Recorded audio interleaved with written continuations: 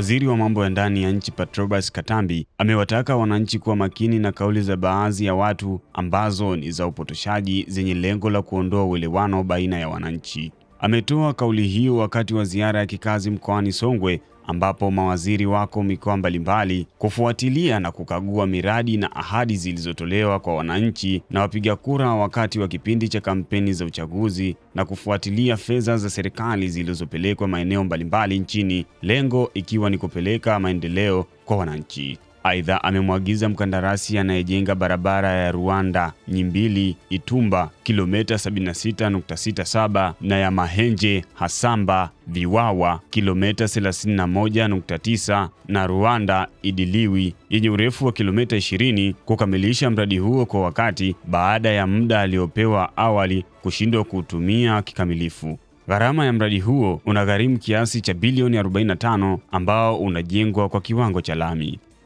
Hatuwezi kufanya maendeleo kama nchi yetu pia haiwezi kuwa salama.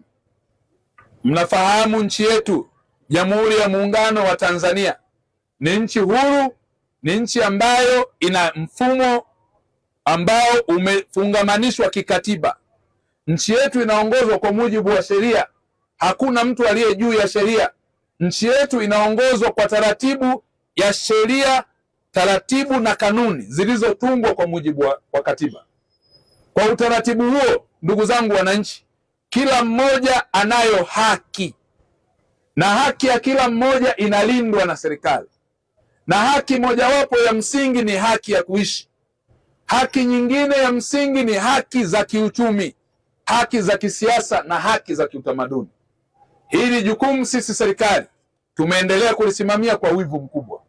Kwa hiyo ndugu zangu, kwenye maeneo yetu hatuwezi kuwa na maendeleo kama pia hatuwezi kusimamia na kuheshimu sheria zilizopo za nchi yetu.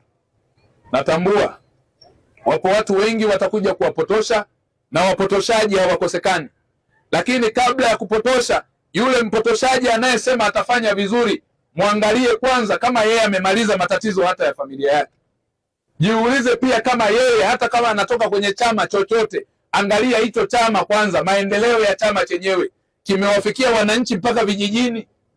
Kama kumekuwa kuna uwezekano huo wa kuona kwamba wana mfumo bora wa uongozi, wana vitu vya mfano, wamejenga hata shule na ikafanya vizuri, wamejenga barabara ikaonekana inafanya vizuri, wana mfano wa zahanati yao wamejenga kama chama, kwamba sisi mkitupa madaraka tutajenga zahanati ya namna hii, sisi mkitupa madaraka tumejenga shule hii ya mfano.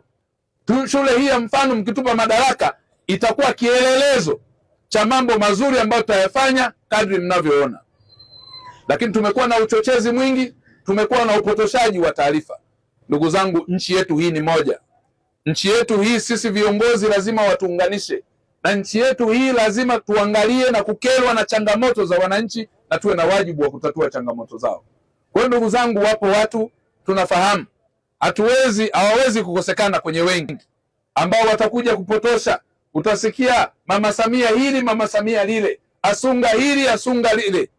Yapo hayo yatasemwa, lakini ndugu zangu, akili ya kuambiwa changanya na ya nani? Na ya kwako. Kwa sababu mradi huu kama ilivyoelezwa vizuri, kwanza kwamba umepewa wakandarasi wa kina mama wenye thamani ya shilingi bilioni 45.45 na unajengwa kwa awamu kama jinsi ambavyo zimeelezwa awali, sitaki kurudia. Katika awamu hizi zote fedha tayari zimekwisha kutolewa zaidi ya shilingi bilioni 6.8, na fedha hizi wamepewa hawa wakandarasi mliowaona wakina mama. Wakina mama wanaweza, wakina mama oye! Lakini katika eneo hili wamekwisha kutekeleza mradi katika kipindi walichopewa cha mwaka mmoja, wana miezi 11, kwa maana ya kwamba wamebakiza mwezi mmoja na hawajatekeleza. Sasa mimi maagizo yangu na maelekezo, kwa sababu kumekuwa na changamoto ambazo wamekuwa wanazieleza hapa.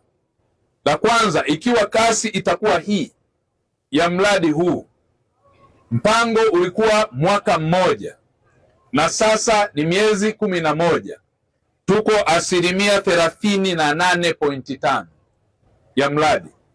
Changamoto zilizoelezwa ninakubaliana nazo, lakini nyingine katika miradi mingine pia sitakubaliana nazo.